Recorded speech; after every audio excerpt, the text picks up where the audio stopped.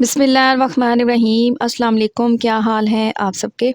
तो सर्दियों की ठंडी ठंडी शाम में घर वालों को चाहिए गर्मा गर्म चाय के साथ कुछ मज़ेदार कुरकुरा और टेस्टी। तो आज मैं बनाने जा रही हूँ कैबेज पकौड़ा, जिसे घर के मसालों से ही तैयार करूँगी। सादा सी रेसिपी है जो कि आपको भी बेहद पसंद आएगी। तो पकौड़े तो बहुत ज़्यादा वैरायटीज़ के बनते हैं और आपने बनाए भी होंगे, मगर जो आज कैबेज पकौड़ा आपसे शेयर करूँगी ना, वो देर तक क्रिस्पी रहेंगे और ऑयल को अब्ज़ॉर्ब भी नहीं करेंगे। तो रेसिपी को एंड तक देखें, अच्छी लगे लाइक कर दें और चैनल को सब्सक्राइब भी कर लें। तो चलें फिर ये टेस्टी पकौड़े बनाना स्टार्ट करते हैं। तो टेस्टी करारे बंद गोभी के पकोड़े बनाने के लिए तो सबसे पहले यहाँ पर मैंने ले लिया है जी बंद गोभी का एक छोटा सा फूल। वज़न में देखें तो तकरीबन 300 ग्राम के बराबर होगा। तो इस तरह से बंद गोभी को लंबाई में काट लेंगे, बिल्कुल बारीक बारीक सा, कुछ इस तरीके से। तो यहाँ पर जी मैंने गोभी को बिल्कुल बारीक कटिंग कर लिया है। तो अब इसे रख देंगे एक साइड पे। तो गोभी के साथ मैं प्याज का भी इस्तेमाल करूँगी। 2 मीडियम साइज़ के प्याज हैं, स्लाइस में काट लें, यानी कि लच्छे बना लें। तो इसके साथ ही इसमें शामिल कर देंगे प्याज।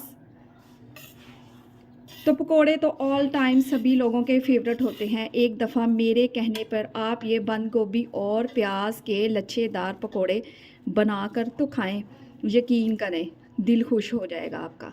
तो दोनों चीज़ों को मैंने बड़े से बर्तन में डाल दिया है। अब इसमें डालते हैं मज़ीद चटपटी करारी सी चीज़ें। तो सबसे पहले मैं इसमें डालूँगी हरी मिर्चें हैं, तकरीबन 5 से 6 बारीक कटिंग करें और वो इसमें डाल दें। ये ज़्यादा तीखे वाली नहीं है। हस्बे मामूल इसमें डालेंगे ढेर सारा हरा धनिया। इसके साथ ही मैं इसमें शामिल करूँगी 1 टीस्पून है मेरे पास नमक। नमक के साथ ही मैं इसमें शामिल करूँगी 1 टीस्पून है मेरे पास मोटी कुटी हुई लाल मिर्च। 1/4 टीस्पून इसमें डाल देंगे हल्दी पाउडर अच्छे कलर के लिए, और 1 टीस्पून इसमें डाल देंगे साबुत धनिया। ये आप लोगों ने लाजमी डालना है। और 1 टीस्पून ही मैं इसमें डाल दूंगी साबुत सफ़ेद ज़ीरा है। तो जब पकोड़े खाते वक्त ये दोनों मसाले मुंह में आएंगे ना, तो मज़ा दुबाला हो जाएगा। ज़ीरा और धनिया आप लोगों ने साबुत ही डालना है। इसके साथ ही मैं इसमें शामिल करूंगी धनिया पाउडर है 1 टीस्पून, ये भी इसमें डाल देंगे। और 1 टीस्पून है मेरे पास अजवाइन। इस तरह दोनों हाथों से मसल के अच्छे से ये इसमें डाल देंगे। अब इनको अच्छे से सारी चीज़ों को मिक्स करेंगे। और देखें, इसमें मैंने घर के मसालों का ही इस्तेमाल किया है और इन मसालों के कम्बिनेशन से ये पकोड़े को इतने जायकेदार बनेंगे कि आप हर बार यही बनाना चाहेंगे। तो सारी चीज़ों को मिक्स कर लेते हैं। तो मिक्स करने की एक वजह यह है कि जैसे जैसे मिर्च मसाले मिक्स करते जाएंगे ना, बंद गोभी और प्याज पानी छोड़ेंगे। तो इन्हें 5 मिनट के लिए कवर लगाकर छोड़ देंगे। तो 5 मिनट के बाद नमक और मसालों की वजह से बंद गोभी पानी छोड़ेगी और हमें इसमें एक्स्ट्रा पानी ऐड नहीं करना पड़ेगा। 5 मिनट के बाद इसमें अच्छी खासी नमी आ चुकी है। तो अब इसमें डाल देंगे 1 कप है मेरे पास बेसन। इसके साथ ही मैं इसमें शामिल करूंगी 1/2 कप है मेरे पास चावल का आटा, जिससे पकोड़े क्रिस्पी और करारे बनकर तैयार होंगे।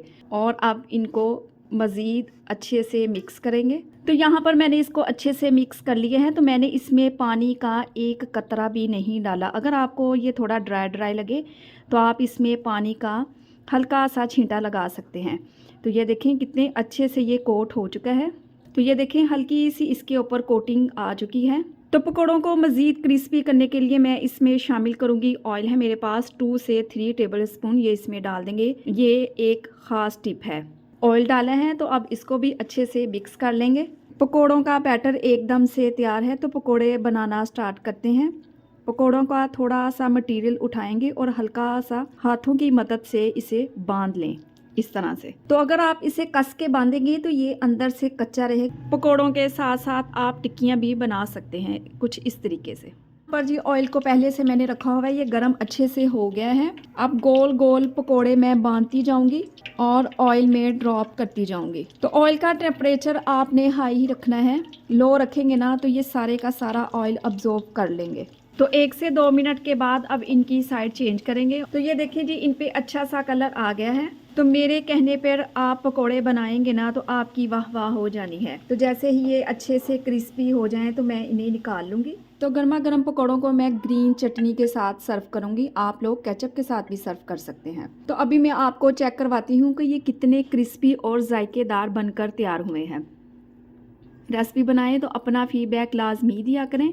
आपके एक प्यारे से कमेंट का मुझे इंतज़ार रहेगा। अब भी बनाएं तो अपना फीडबैक लाजमी दें। अपना बहुत सारा ख्याल रखें, मुझे अपनी दुआओं में याद रखें। मुझे दीजिए इजाज़त। अल्लाह हाफिज़।